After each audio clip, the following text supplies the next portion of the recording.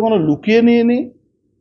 আমি তো প্রকাশ্যে নিয়েছি। ভারতবর্ষের বন্ধু দেশ আছে ইসরায়েল, তার পতাকা নিয়েছি। কেন? বিগত 24শে মহরমে জুলুসে দিন আমার কাছে ভিডিও ফুটেজ আছে, এখানকার জিহাদিরা ফিলিস্তিনি ঝান্ডা ঘোরাচ্ছিল। কোন ফিলিস্তিন?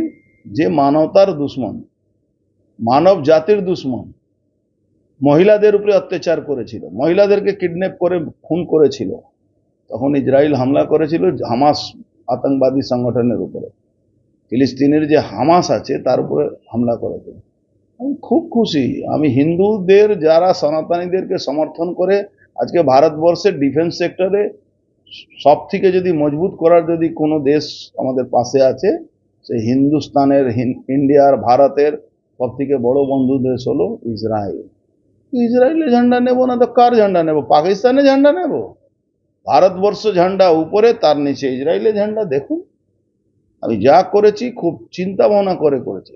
আমি টিপ পরলে আমি কমিউনাল হয়ে গেলাম, আর টুপি পরলে সে সেকুলার হয়ে গেল। এটা কি? এইখানকার প্রাক্তন সাংসদ অর্জুন সিং, যিনি সবসময় একটা বিশৃঙ্খলা তৈরির চেষ্টা করেছে ব্যারাকপুর শিল্পাঞ্চলে, তাকে দেখা গেছে তার হাতে একটু অন্য দেশের পতাকা নিয়ে তিনি ঘুরছেন। তিনি কি মনে করতে চাইছেন এই পতাকাটা দেখে? এটা মানে হলো আজকে তিনি ইসরায়েলের পতাকা দেখাচ্ছেন, কালকে অন্য দেশের পতাকা দেখাবেন।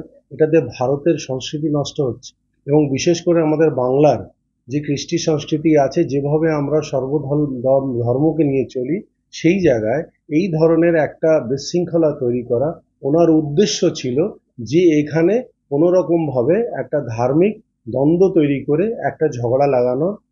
ওনার একটা অনেকদিন আগের থেকেই এই মনসুবা ছিল, কিন্তু এবার মনে হচ্ছিল তিনি প্রকাশ্যে এসে গেলেন যে হাতে ইসরায়েলি ঝান্ডা নিয়ে তিনি ঘুরছেন। আমরা পুলিশ কমপ্লেন করেছি, আমি ব্যক্তিগতভাবে করেছি, এবং বলেছি প্রশাসনকে এটার উপরে অ্যাকশন নিতে।